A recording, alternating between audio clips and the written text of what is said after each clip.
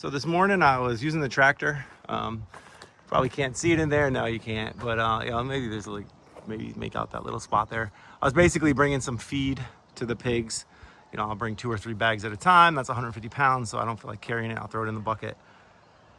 As I was driving the tractor, a little red light came on the dash, and that red light indicates that my fuel filter, the sensor in it, has got water or some other contaminant.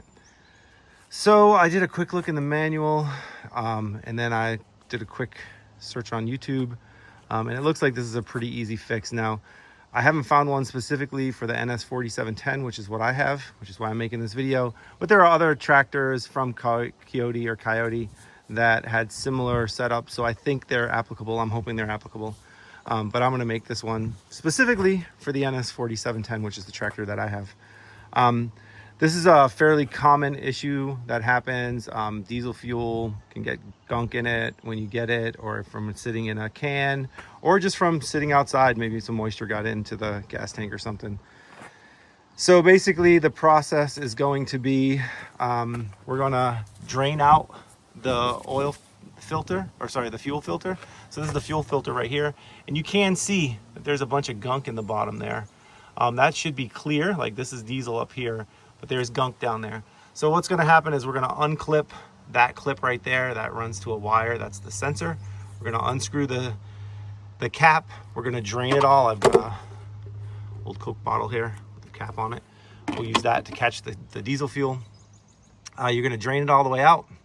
It's gonna drain. Then there is a small screw up here. If you can make that out. That screw is a bleeder screw, so we're gonna open that a little bit, and then there's a pump, that pump right there. So once we close this back up, we'll open that bleeder screw, we'll pump until the filter is full again. The bleeder screw will drip a little bit of oil when it's full. Tighten the bleeder screw back up, and we should be done. I'm going to start by unclipping that clip right there, so you can see that it's connected from here all the way over there. And this is just a wire harness clip, so it should just pop right out. I'll get to that here in a second when I have a free hand. All right, yep, that was as easy as I expected. A little push button up here on this side pops the wire harness, and you can just pull it free. So we're gonna pull this free and hold it like so. All right, so basically what we're gonna have to do is unscrew this and then quickly get this underneath it. I don't know, I'm probably gonna spill some diesel, but that's okay. I parked it on the edge of my driveway here, so if I do spill some, it's not the end of the world. Get my hand in there, get this started. There we go. It is on pretty tight from the factory, which is good. So there, and it just starts turning. You can see that some bubbles start coming in there. We can see. I saw one a minute ago. So this wire does turn with it, which is kind of annoying. Oh yeah, I see that. I did read about that from other people that have done this, that the wire spins with it. It doesn't spin freely. So you gotta constantly be turning that wire. All right, I feel like we should be getting close here. Again, I've never done this before, but boy, oh boy, boy, there's a lot of thread on this thing. There we go. Okay, so there we go. The oil's coming out, or the diesel's coming out. We're just gonna let that fully drain. If you look down here at the bottle, you can definitely see the gunk at the bottom. See that? Oh, the residue. Yeah. So there is a lot of residue in there. Can you reuse the diesel and just drain it? I would think you could, but it's probably not worth it, because there is going to still be some residue in there. So we'll just throw this diesel on the burn pile. Well, we actually do have a burn pile, so. So it's getting close to being empty. I don't know if you can see that on the camera, but it's almost empty. Up there. So yeah, we're getting close. That part up there. Yes, I do see the end. All right, there we go. So the fuel filter is now empty. You can see how nasty that is. Actually, it's at the bottom by your... Yeah, that's where the weight is, right? Because the diesel is lighter. But we're gonna set that to the side. Ooh, and hopefully... that's a little smelly. Yeah, it's diesel. I'm just gonna set this down so it doesn't fall over. Yeah, let's not forget about that. Yeah. I'll take care of that in a minute. Yeah, so as you can Still, see, it's still dripping a that's little okay. bit. This cable does not separate, right? It doesn't spin. Yeah, that. So as you turn it, it just stays on there. So we're going to put it back, just like we took it out. Just spin it. You know, black on black on black makes it difficult to see everything Well, here. hopefully everybody can see it. You get the idea. It's just got to turn.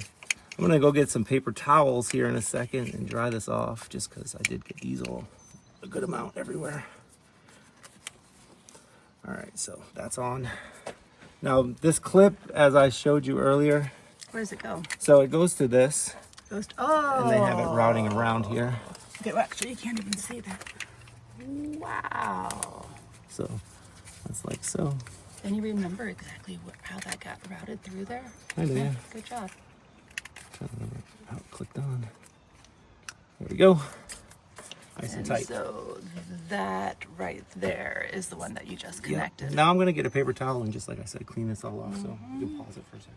All right, so that is all cleaned off. I just used a paper towel to wipe down all of the areas, and you can see that there's no more gunk in there, right? That's just diesel fuel. So what we're gonna do next is we're going to loosen this bleeder screw up here. So we just have a little Phillips head screwdriver. Gonna stick it in there. We're gonna give it a couple turns left, like so. Righty tighty, lefty loosey. Yeah. All right, so that's loose now. It just has to be loosened a little bit. And then there's a pump up here, and we're just gonna pump this. And from what I read online, it's about 20 times. And if you watch the bottom, you should see fuel come in. Yep, there we go.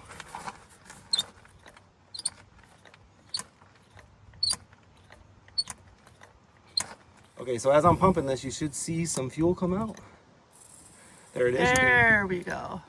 You can kind of see it. Yep. It's not dripping yet, so we got to go a little further. That's just There. pushing the air out. Oh, there we go. We got diesel shooting onto my phone.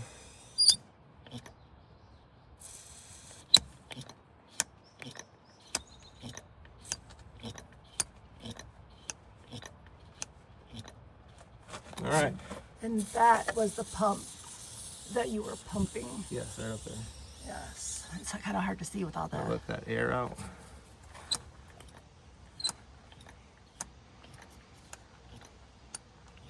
It gets kind of hard to push as the air is going out. Oh, so you have to continually. Yeah, so we're just gonna call You're that. loosening. Now it's tightened again. Okay. And you can see there's diesel dripping down here. Oh. That's from the up top, right? Because it's pushing out. So that's exactly what we want to see. So now we're just gonna grab that paper towel again, clean this off. Then we're gonna go turn the tractor on, and we'll see if the light has gone off. Okay. All right, so here we are inside the tractor. Gonna give it a little start. So this is the light that comes on when the diesel has got a problem. There we go. No light, so that fixed it. All right, now we can go ahead and close it up and let it run for a few minutes to let the diesel, make sure everything's got no air in it. Should be good to go. And that's how you do it.